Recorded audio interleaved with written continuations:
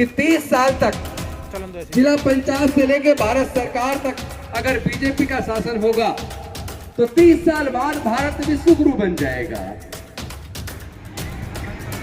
अरे भाई, हमारे देश के विश्वविद्यालयों में 50% से भी ज्यादा पद खाली है और देश के अन्य विभागों में भी 50% से ज्यादा पद खाली है। 59% नौकरियां ठेके पे भरी जा रही हैं। बात विश्व गुरु की कर रहे हो बनने की। 9 साल तो आपकी सरकार को हो गए।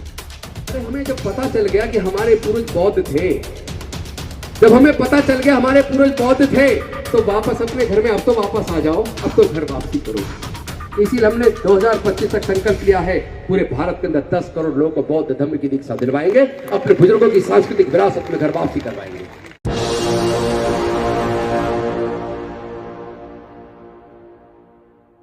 देश को गुलाम होने से बचा पाए। अगर हमारे सारे बहुजनों को औजार हथियार चलाने का सीखने का अधिकार मिला होता तो मैं दावे के साथ कह सकता हूं भारत कभी गुलाम ना हुआ होता। अगर भारत के विश्वविद्यालयों में कुलपति हमारे बहुजन समाज के लोग होते, अगर भारत के विश्वविद्यालय पूरे तरीके से बहुजन समाज के लोगों को professor, associate professor, assistant professor बनाया होता तो भारत शिक्षा के मामले में इतना ना पिछड़ा होता। अगर हजारों साल तक हमारे पढ़ने लिखने पर धार्मिक बंदिश न लगी होती तो भारत जैसे सम्राट अशोक के टाइम पे विश्व गुरु था, आज भी विश्व गुरु होता। आज मैं एक ट्वीट पढ़ रहा था, न्यूज 24 ने ट्वीट किया हुआ है, जिसमें देश के गृह मंत्री माननीय अमित शाह जी कह रहे हैं कि 30 साल तक जिला पंचायत से लेके भारत सरकार तक अगर बीजेपी का शासन होगा तो 30 साल बाद भारत विश्व गुरु बन जाएगा। अरे भाई, हमारे देश के विश्वविद्यालयों में 50% से भी ज्यादा पद खाली है और देश के अन्य विभागों में भी 50% से ज्यादा पद खाली है।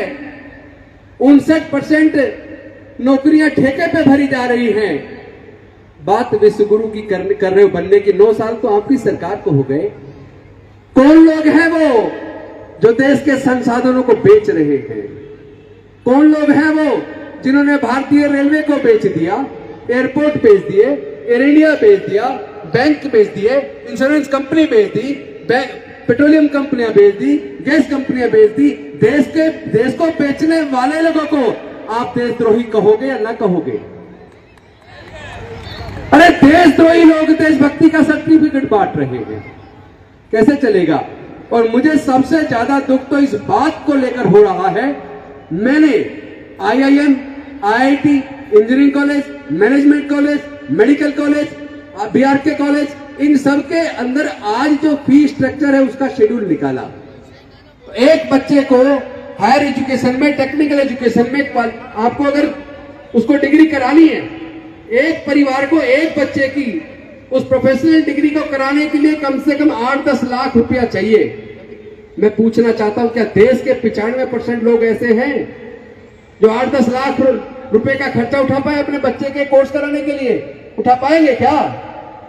तो क्या देश के अंदर जितने बड़े बड़े संस्थान बने, चाहे IIT बना हो, चाहे IIM बना हो, चाहे इंजीनियरिंग कॉलेज बने हो, चाहे मैनेजमेंट कॉलेज बने हो, चाहे मेडिकल कॉलेज बने हो, ये सरकार के पैसे से बने हैं।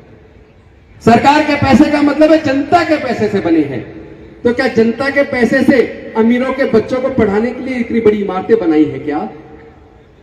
मैं पूछना चाहता हूं। जनता के पैसे से बड़े बड़े कॉलेज बने और जनता अपने बच्चों को वहां नहीं पढ़ा पाएगी क्योंकि वो उसका खर्चा नहीं उठा सकती। इन बातों पर ध्यान कब जाएगा? हम इधर उधर की जितनी मर्जी बात कर ले, चीख चीख के बात कर ले, उससे रिजल्ट में परिवर्तन नहीं हो सकता। यहां लड़ाई विचारधारा की है। मैं साफ कह देना चाहता हूं, ये तीर तलवार की बंदूक की लड़ाई नहीं है, ये लड़ाई ताकत की लड़ाई नहीं है, ये लड़ाई विचारधारा की है।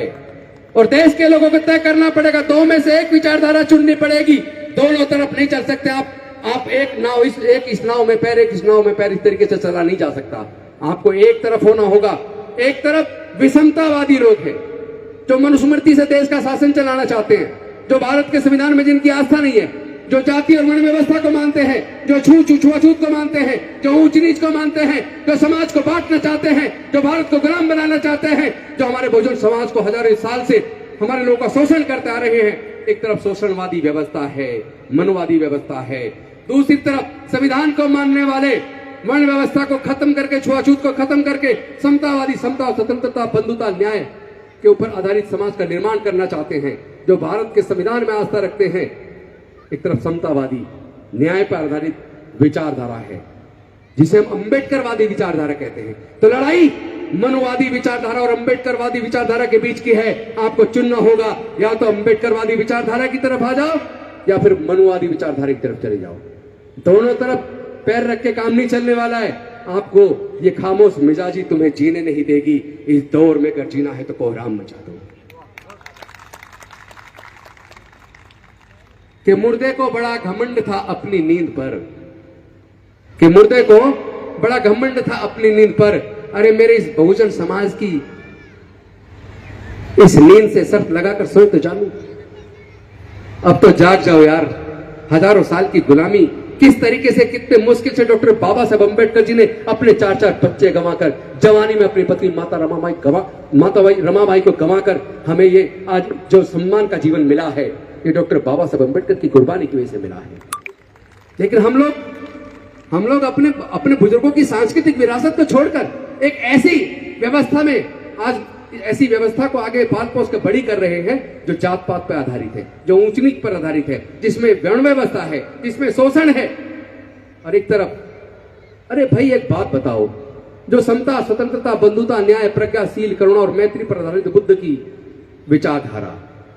अरे हमें जब पता चल गया कि हमारे पूर्वज बौद्ध थे, जब हमें पता चल गया हमारे पूर्वज बौद्ध थे, तो वापस अपने घर में अब तो वापस आ जाओ, अब तो घर वापसी करो। इसीलिए हमने 2025 तक संकल्प लिया है, पूरे भारत के अंदर 10 करोड़ लोगों को बौद्ध धर्म की दीक्षा दिलवाएंगे, अपने बुजुर्गों की सांस्कृतिक विरासत में घर वापसी करवाएंगे। लास्ट में मुझे पता है कि समय कम है, और भी साथियों को बोलना है। बोलने को मेरे दिमाग में बहुत गुस्सा है। अपने दर्द को बार बार जब मैं बोलता हूं तो एक के बाद एक दूसरे ऐसे सवाल पैदा होते हैं, उन सवालों का जवाब नहीं बनता है। इसलिए मैं बहुत ज्यादा समय नहीं लूंगा, क्योंकि ऑलरेडी काफी टाइम हो गया। अभी 2 मौर्य जी को भी बोलना है, अम्बेडकर जी को भी बोलना है। इसलिए मैं सिर्फ एक बात आपसे कहना चाहता हूं, अगर आप लोग अपने घर से निकले, कहीं निकल गए, रास्ते में चलते चलते आपकी याददाश्त हो जाए, आप रास्ता भटक जाएं, तो क्या कभी अपने घर वापस आ पाओगे? अपने आप नहीं आ पाओगे ना। लेकिन अगर आपकी याददाश्त वापस आ जाए, आपको अपने घर का रास्ता याद आ जाए, तो आप अपने घर आओगे वापस या नहीं आओगे? आएंगे तो बताइए। जब आपको पता चल गया आपके पूर्वज बौद्ध थे, आपके बुजुर्गों की सांस्कृतिक विरासत बुद्ध का धम्म है, तो आप बुद्ध के धम्म में घर वापसी करोगे कि नहीं करोगे? करेंगे ना। तो एक बार सारे 2-2 हाथ खड़ा करके ऊपर समर्थन दीजिए कि 2025 तक 10 करोड़ से ज्यादा बहुजन समाज के लोग अपने बुजुर्गों की सांस्कृतिक विरासत में घर वापसी करेंगे। बहुत बहुत धन्यवाद। नमो बुद्धाय। जय भीम, जय भारत।